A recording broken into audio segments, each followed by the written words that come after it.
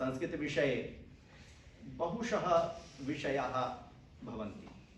संस्कृत क्या है आप लोग जानते हैं। संस्कृत अपने में एक शब्द है जो कहता है कि बिल्कुल एकदम से साफ सुथरा।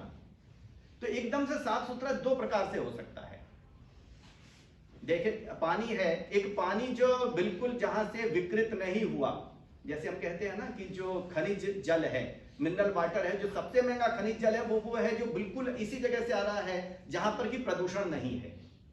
एक वो सबसे परिशुद्ध होगा, और एक वो होगा जो हम यांत्रिक प्रणाली से शुद्ध करेंगे, जो कृत्रिम तरीके से शुद्ध किया। तो अब संस्कृत संबंध में दो धारणाएं बनी। हमारी धारणा यह थी कि ऋषि परंपरा से बिल्कुल जिस समय अविकृत स्थिति में था उस स्थिति में यह है, और पाणिनि आदि आचार्यों ने इसको उसी रूप में सुरक्षित रखा कि जिससे विकृत ना हो। एक बात।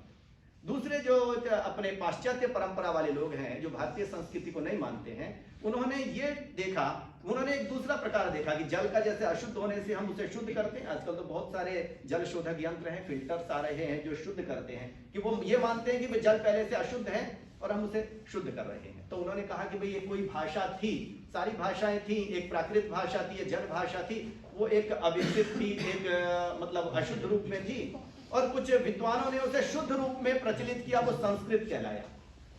दोनों प्रकार की धारणाएं हैं, दोनों प्रकार की मान्यताएं। हम अपने आप सोच सकते हैं कि हमारी प्राचीन परंपरा में ये कैसे आया होगा। क्या ये जल वो है जहां पर की विकृति पहुंची नहीं है और उस जल का हम प्रयोग करें, वो भी एक संस्कृत जल है, शुद्ध जल है, क्योंकि वो पहले से ही संस्कृत है। ये कहते हैं संस्कृत का मतलब होता है कि जब बाद में किया जाए, किंतु ऐसा तो नहीं है, सच में ऐसा तो नहीं है। स्वाभाविक रूप में आप जल की उपमा से देखिए, जल स्वाभाविक रूप में शुद्ध ही है। तो जो ज्ञान परंपरा है वो स्वाभाविक रूप में शुद्ध है, और जब ज्ञान परंपरा शुद्ध है, जब हम ये मानते हैं कि सबसे प्राचीन जो ग्रंथ है वो ऋग्वेद है और उसकी भाषा संस्कृत है, जब हम अग्निमीड़े पुरोहितम बोलते हैं तो हमें ऐसा तो नहीं लगता कि हम कोई नया शब्द सुन रहे हैं, पर कम से कम भारतीयों के लिए तो नहीं लगता। अग्नि को जानते ही है, ईड़े हम जानते ही है, स्तुति के लिए आता है, और पुरोहित जानते ही है जो आगे आगे अच्छे अच्छे हमारे लिए हितकारी पदार्थ रखता है वो पुरोहित है। तो अग्नि क्या करता है?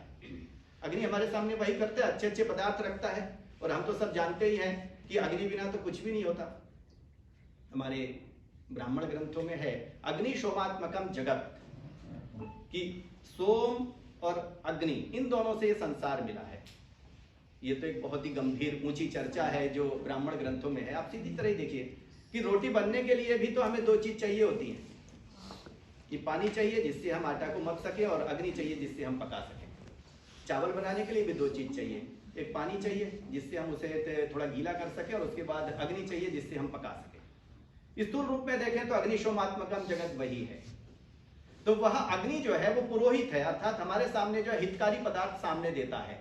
तो जब ऋग्वेद की भाषा अपनी इतनी निकट की भाषा है तो वो केवल संस्कृत के कारण है।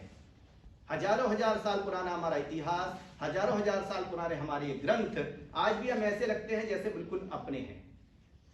जब हम कहते हैं विश्वानी देव सवितर दुरितानी परासुभ, विश्वानी माने सर्वाणी, आप लोग जानते ही हैं कि विश्वानी है देव, विश्वानी दुरितानी अर्थात दुरित, दुर्गुणों को परासुभ दूर कर दीजिए। तो हमें ऐसा लगता है कि बिल्कुल हम आजकल की भाषा ही सुन रहे हैं। वयम संस्कृतम तथा वदन्तस्म यथा वयम अधुना वदामः कि मम नाम बृहस्पतिः भवतः नाम किम तावत् सरलम एतद् भवति। किमर्थम? यतो कालात् रक्षयित्वा अत्र आनीता।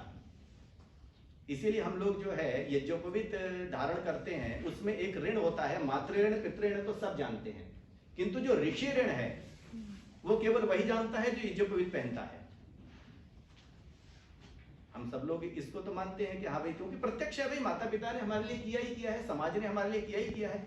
किंतु जो ऋषि ऋण है वो केवल वही जानता है जो यज्ञोपवीत को धारण करता है, क्योंकि ऋषि ऋण वो ऋण है कि जो हमारी ज्ञान परंपरा को आज तक हमें सजोकर लाए हुए हैं। तो एतत् सर्वम एषा सर्वा संस्कार परंपरा एषा अस्माकं सर्वम ज्ञान परंपरा संस्कृत आधारेण एव भवति। जब हम कर्मकांड की बात करते हैं, जैसे यहाँ अच्छा सा है कि कर्मकांड का पाठ्यक्रम चल रहा है, और कर्मकांड भी एक वो परंपरा है कि कैसे हम समाज को अपनी ज्ञान